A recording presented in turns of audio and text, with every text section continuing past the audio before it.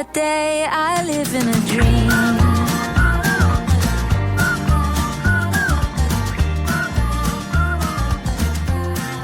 I live in a dream.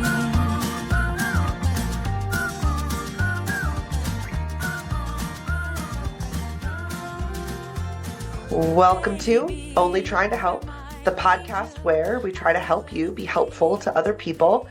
I do have a returning guest today, but it's been a while. So, Peter, I'm going to ask you to reintroduce yourself to our audience. I think it's been a couple years since you've been on the show. So, tell us a little bit about you and how you're doing. Yeah, hi. Happy to be here. My name is Peter Reeves, and I live and work in Winston-Salem, North Carolina. Um, I have two primary jobs. I'm a therapist. I'm a social worker. I work primarily with adults and emerging adults who are struggling with either mental health challenges or substance use challenges. Um, and then I also own a training company that's called Helpfuller, because why be helpful if you could be helpfuller? And I travel all over the place teaching people primarily how to use motivational interviewing, but also some other helping techniques and communication techniques to support people um, in sort of achieving their goals and feeling better, getting better in whatever context that means. So, yeah. Thanks for coming back. Obviously, we didn't scare you off last time. No, and actually, the last time I was here, I was talking about, I think, parenting and parenting teens, I'm super excited this in this moment in my life because one of those formerly teens is going to graduate from college in a month and just accepted a real job with benefits and a salary. And man, I feel like I might have actually accomplished something as a parent.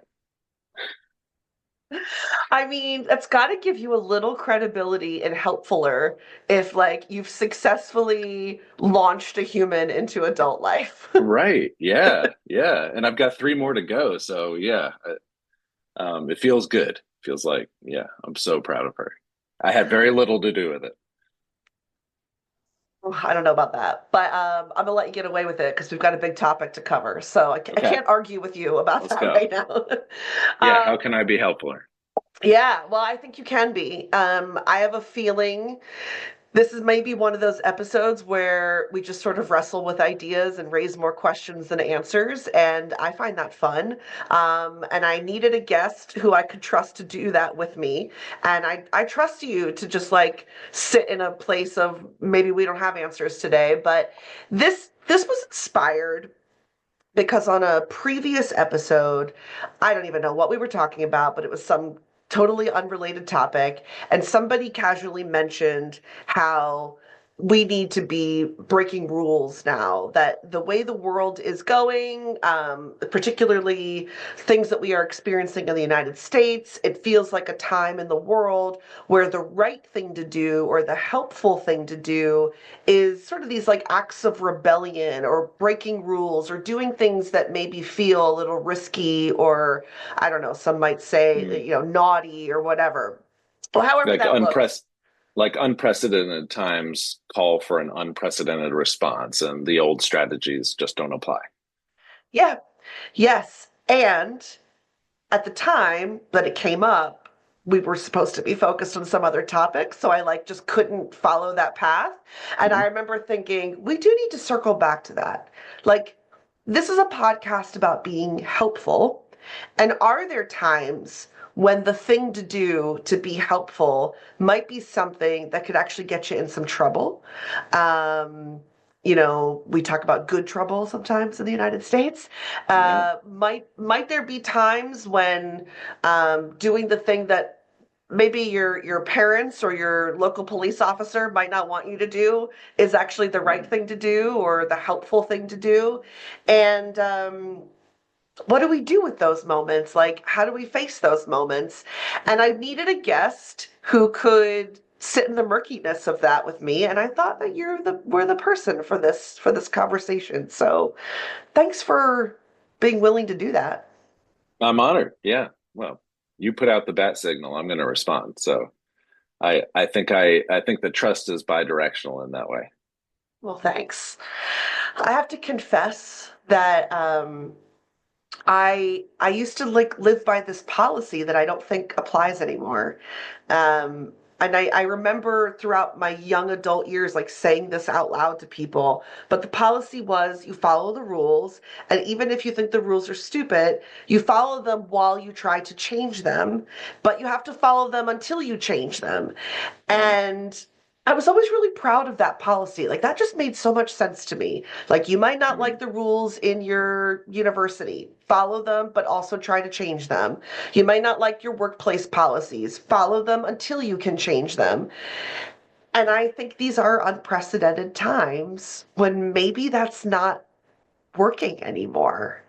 Do you have any Yeah. thoughts about that? Yeah. I mean, so where my mind goes immediately when I hear that is I'm curious to know what changed. And it sounded like you started to say, and what changed is the context and how the world around me works, which leads me to wonder, so then is it that you've been having these experiences that are leading you to believe that I can't be effective? And that's really important to me too. Yeah, I think part of what's changed as you posed the question, a whole bunch of things popped into my mind. So part of what's changed is lack of trust in leadership. You know, Yeah. it's one thing that's your workplace and you trust the leaders in your workplace. And sometimes you think like some of these policies are stupid, but you know what? I trust my leaders. I'm just going to follow them, but I may talk to them and say, "Hey, could we rethink some of these policies? I'm not breaking them. I'm going to follow them in the meantime, but let's have discussions." I think one thing that's changed is I think at the governmental level, I'm lacking trust in leadership on many fronts. Like, Mm. in the United States, we have two major political parties. I'm lacking trust in the leadership of the party I don't belong to, but frankly, I'm starting to lack trust in the leadership of the party I do belong to. Yeah. So it's like if I can't trust my leaders, are these rules and policies that I really need to be following?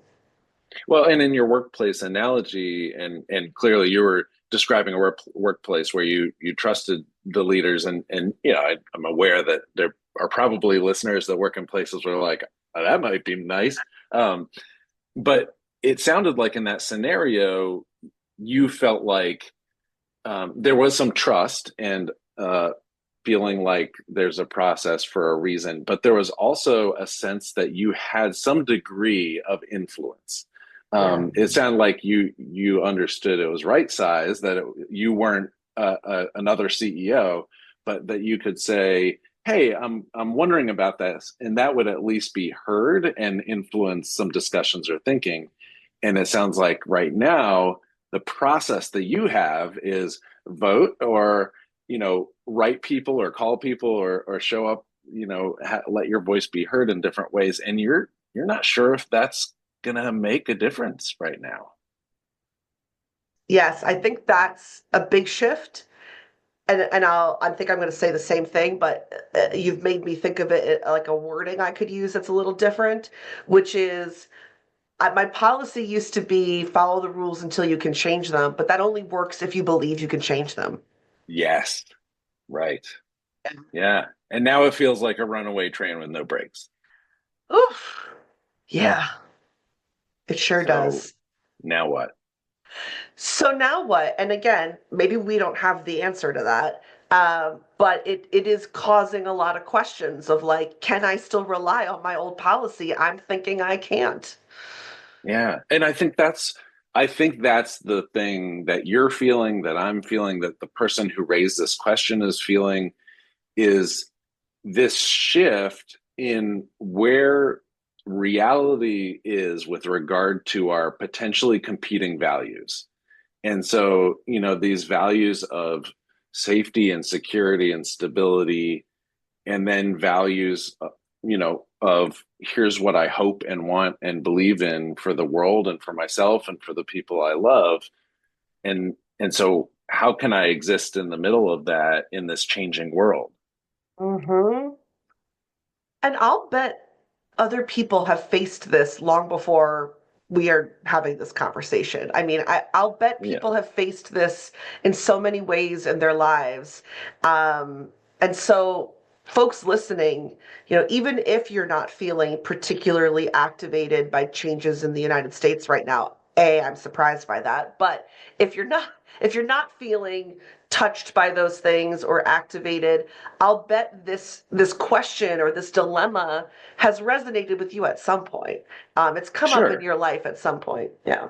Well, and I think it can be shifts like we're talking about geopolitical shifts, but like in my practice, it comes up all the time with people's lives shifting, circumstances around people's lives shifting. They lose a loved one, a relationship that was sort of the center of their world changes in some fundamental way. They change what they're doing for a living. They move to a different place. All of these types of shifts are almost inevitable during the course of someone's life and can really make you feel off balance in ways that have you reevaluating what's important to me. Among those things, what's most important to me, and then how do I act on that? Yeah, I mean, it is okay. So, ever the optimist, I've been trying to find silver linings of all of the turmoil in the United States lately, Mhm. and I keep thinking usually out of really dark times really positive things come. I mean, if you've studied history at all, very often after horrible tragedies we can trace that like positive things resulted, maybe not always but commonly. And maybe this is one of those things that will come. Like we all got the chance right now, or are getting the chance right now, to pause and evaluate what our own values are because we couldn't just follow the values of someone who's telling us what to do. We all had to stop and say, wait, what's what's Yeah, important to me and what are my lines that I won't let get crossed? And yeah, maybe that's something that was long overdue and we all needed and could be one good thing that comes out of this. yeah. That feeling of hold on, this doesn't feel right. and Mhm. and I think that discomfort is in some ways can be really troubling and Yeah. can create anxiety and fear and sadness. I think it can also be motivating. And the difference, I think, can be I just think the value of curiosity is so important. And that's whether you're sort of seeking to resolve that conflict in yourself or helping, like many of your listeners I think are probably thinking about, helping someone else work Mhm. through that stuff, is just Mhm. really getting curious and creating a safe space where they can explore those feelings of unsettled or unstable and yeah, what really matters. Yeah, because we're likely to be speaking to people. Well, you either are this person or speaking to this person, or maybe wearing both hats, where somebody in the conversation is saying, I really want to do something, I really want to get active, and I don't know what Yeah, to do. right. Again, you might, to the listeners, I'm saying, you might be that person who's feeling like, I want to do more to change the world, to make the world a better place, and I don't know what to do. Or you might feel a little bit more confident in what you want to do, but you might be trying to help somebody else who's feeling like, well, what could I do? I'm not really one to go to a protest. I'm not really one to carry the megaphone, and that's not my style. I don't have money to donate. I don't have time to give. Like, well, what could I do? And so either way, leaning into those conversations with an open mind, like you're saying, some curiosity, rather Yeah. than believing there's some strict set of steps we're all supposed to take, can be a lot healthier and a lot more beneficial. Yeah, the idea of supposed to, it just, yeah, it leads to a lot of challenges. And I think at the core of supposed to, I call it shoulding on people. I'm not cussing, as we say down here in the South. I said should.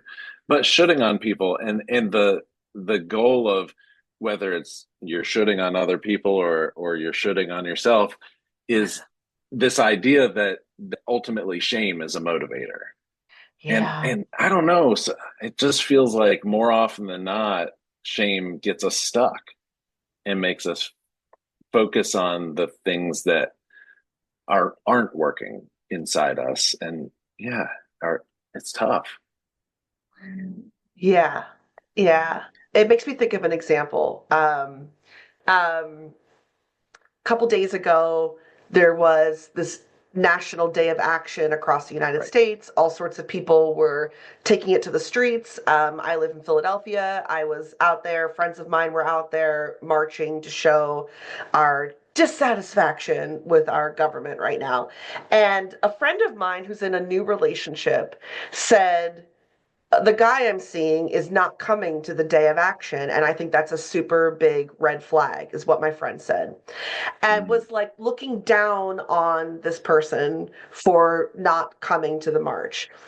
And I thought of that when you talked about shame, Peter, because I thought, probably the guy you're seeing does really care about these issues. If you're seeing this person, if you're going out with this person, I'm sure this guy cares a lot and may have his own way of making a change in the world. You don't know. He could be sitting at home calling a senator while we're just walking around sipping frappuccinos in Philadelphia. Like, there are so yeah. many ways to make a difference. And I thought, looking down on him and shaming him and thinking less of him isn't Mm, helping anything or anyone, isn't right. championing a cause at all. It is simply making us feel better about the walk we took down the street in Philadelphia with a bunch of other people. Yeah. um, and I guess I would just ask folks to think about how there may be many roads to take to helping and making the world a better place. And they don't have to look the way that your road looks. They don't have to walk the same path. Thoughts Yeah. about that? And absolutely. So yeah, I think that the way your friend went about that is sort of a natural, normal, default way that we think about things like that.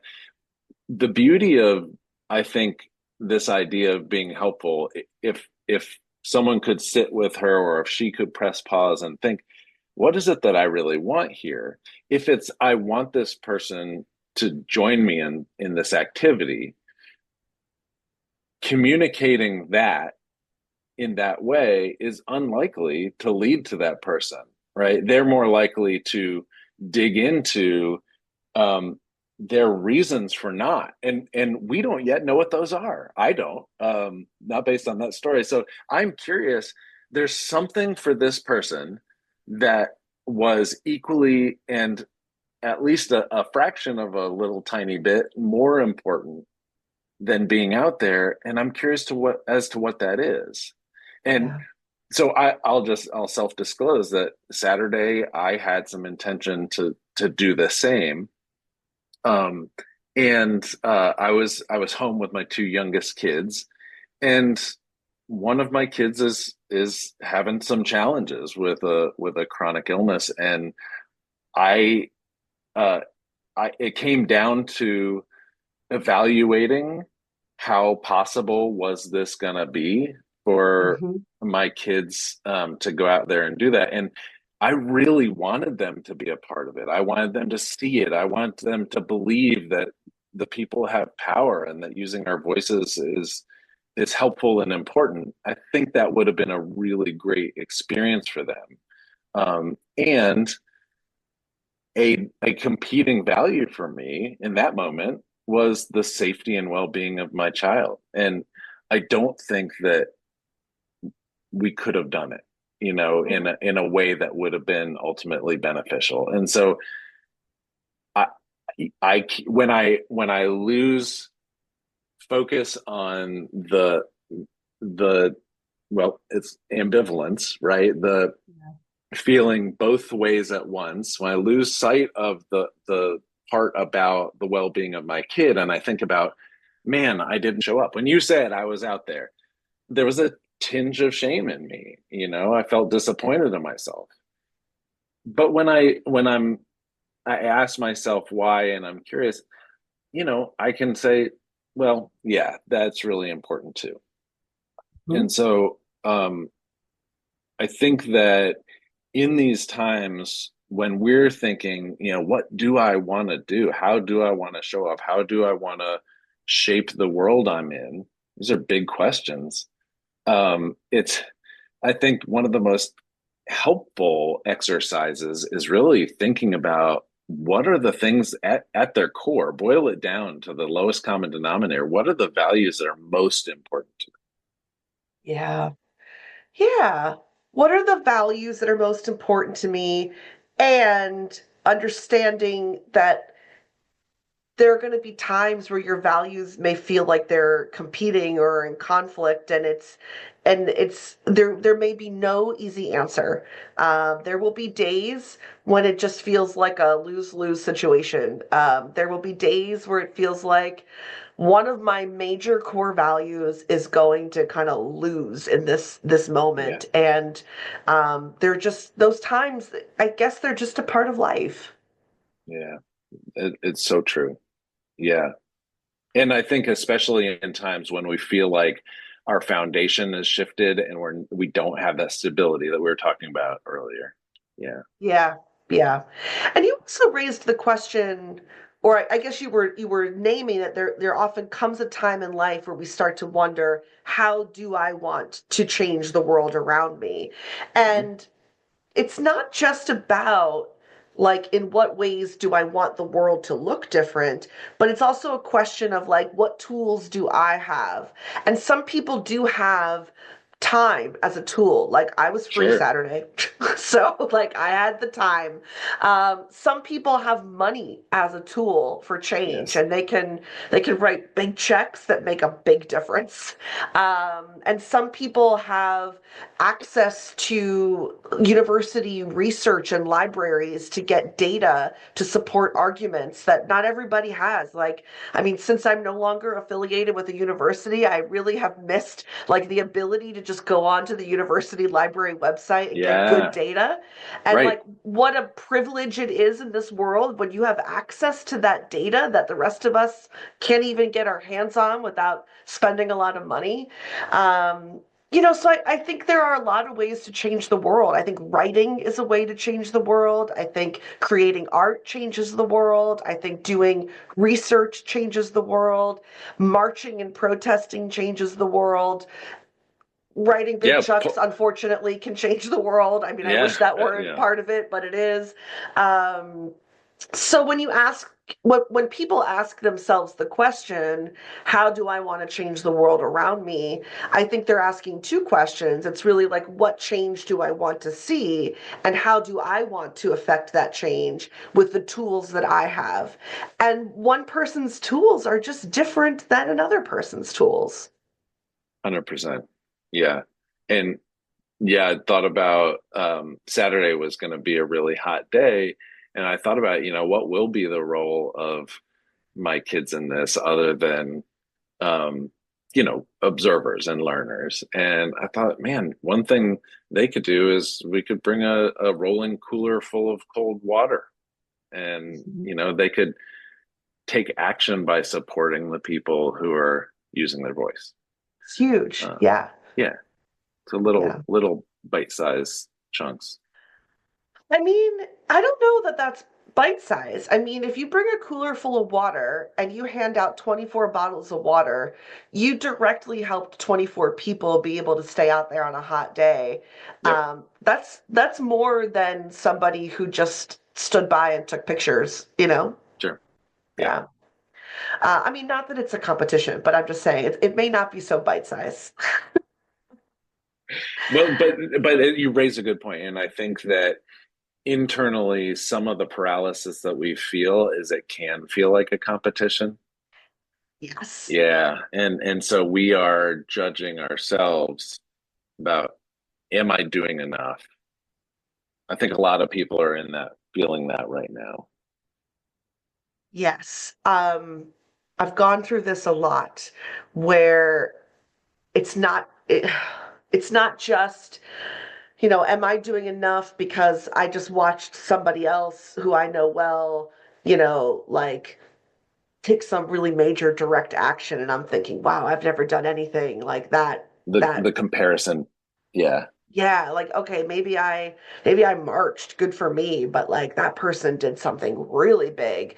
The comparison comes up, but also around many different issues. Like, a friend of Yeah. mine might say, they're a really big advocate for the environment. And then they feel bad when they're not out there marching for like LGBTQ plus rights. And then the person who's out there with the rainbow flag might feel bad that like they weren't out there with the Black Lives Matter sign. And it's like, yeah, there are a lot of things that are important to us. And you can care about all of them. That is possible. And you might give your effort and energy to one cause a little bit more than the other. And I don't think that's such a crime, but yet we beat ourselves up about that a lot. I noticed that in my circles quite a bit. Like somebody's dedicated their whole life to this cause, and then they spend all their time worried they're not doing enough for world hunger. I'm like, but you know what? It's a long race out there to make all these changes, and we can pass batons along and count on others. And one of my new mottos is, "You didn't invent helpfulness. There are other helpful people. Um, let Yeah. them have the joy of being helpful as well." Yeah. And the old saying comes to mind, you know, don't let the fact that you can't do everything prevent you from doing something. Yes. Um, and and also notice that discomfort, and what Mhm. that tells you is that there is something about that other thing that's important to you. Yes. And there's something that prevented you from acting on that. And give be kind to yourself, and meet that with curiosity, because that's where the answers are going to be found, and the Mhm. answers that will lead to meaningful action. We don't like Yeah. feeling uncomfortable when we're not acting towards something, or contributing towards something that's really at our core important to us. But if we beat ourselves up about that, what it does is it reinforces us as someone who doesn't. And that's not helpful for us, and it's not helpful if we're seeking to help other people, to Yeah. do that to them. Who wins in that scenario? I mean, Yeah. hard to imagine. Um, you and I are both trainers. This is how we make our living. We go around and Sure. teach workshops and stuff. And I've started over the last few years, in maybe not all of my workshops, but in a lot of them, ending the day with asking everyone to write a mission statement. Like, Mm, what are you doing with your time here in life? yeah. And I think I, I've often I go into it thinking, oh, it's the end of the day, they're tired, they're not going to want to do this. And in about 5 minutes, everyone is thrilled that they did it, including me. But to hear everyone go around the room and say, my mission is to reduce violence around the world, or my mission is to bring more empathy to the world, or my mission is this, my mission is that. I think it gives everyone this calming effect of like, okay, I know what I'm here to do. And having a mission, like, let's say, for example, it is to reduce violence around the world, that might still be broad enough that you're feeling like you need to be a part of every cause because so many of them relate to violence. But it can still bring you back down to, in my heart, at my core, I know what I get out of bed every day to do is this mission. And as long as I am doing that, I'm doing okay. As long as I am working Absolutely. toward that mission, I can forgive, so many other things. And even if I take a day off and I put my feet up and rest, that is still working toward my mission because I need rest and Yeah.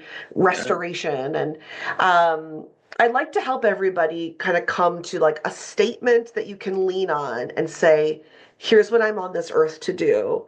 And I find that everyone sort of takes a deep breath and says, okay, Yeah. as long as I'm aligned with that, how bad could things be in my own actions or in my own behaviors?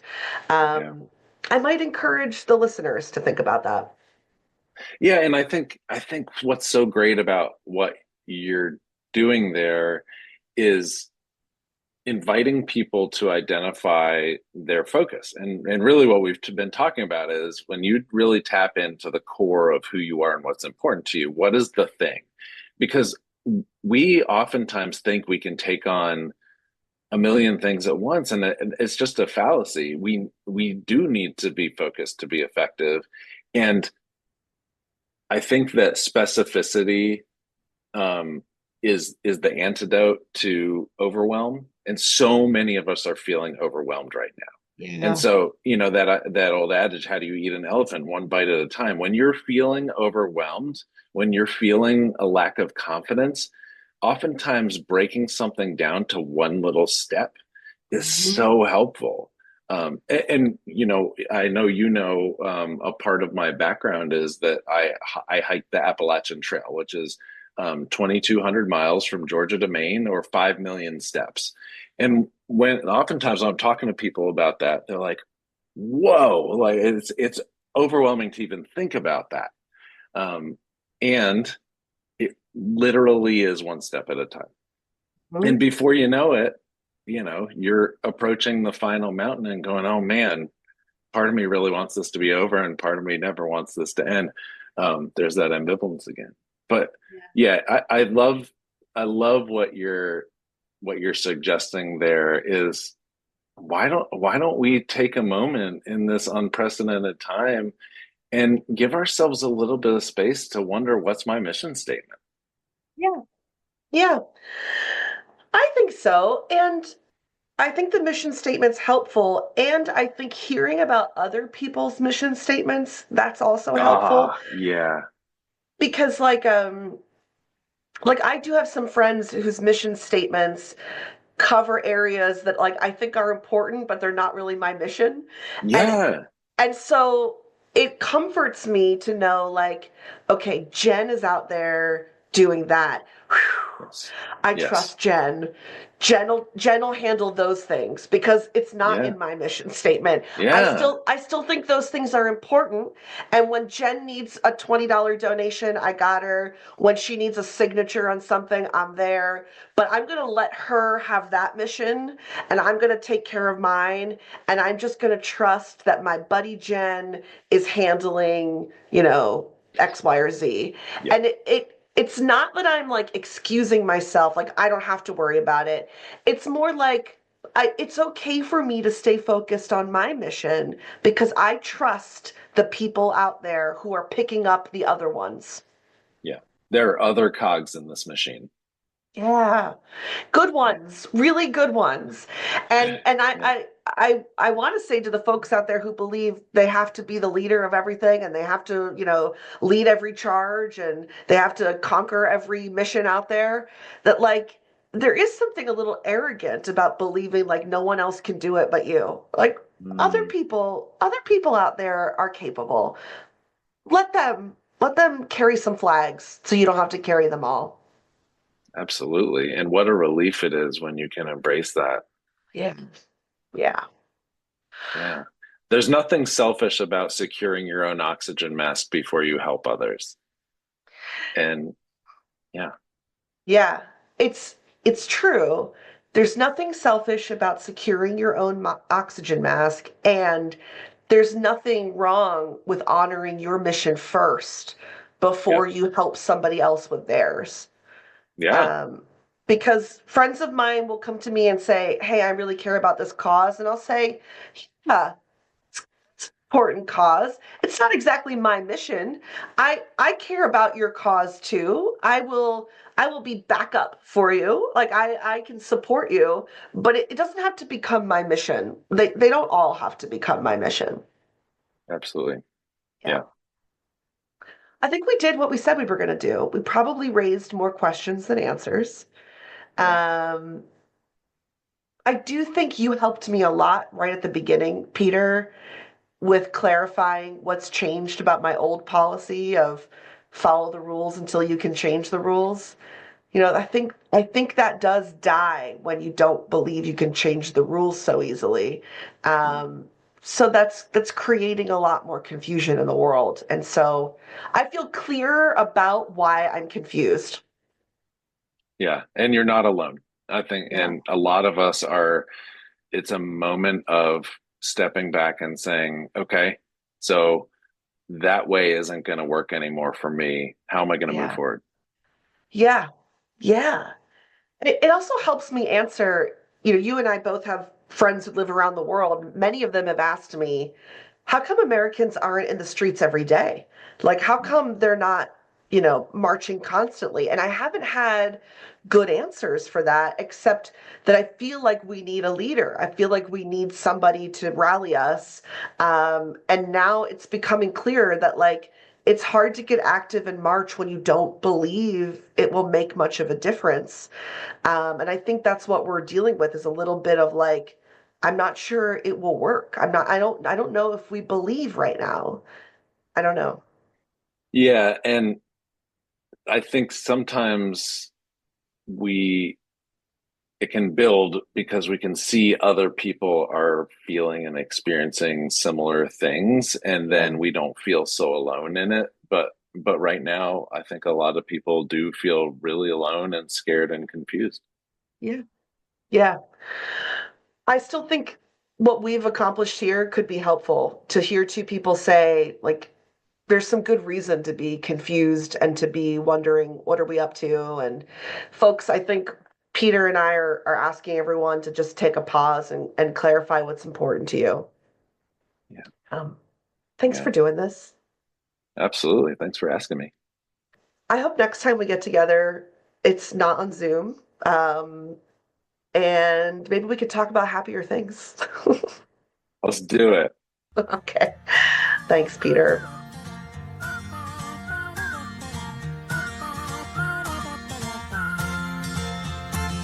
Take me in your arms. I don't want to miss a day without you. Let's stay young forever.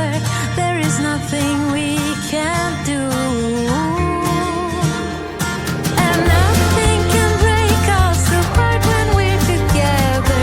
Facing the sky, we know that we can fly on the wings of love. And we can climb on every mountain top. I never knew eternity was real till I met you. Since that day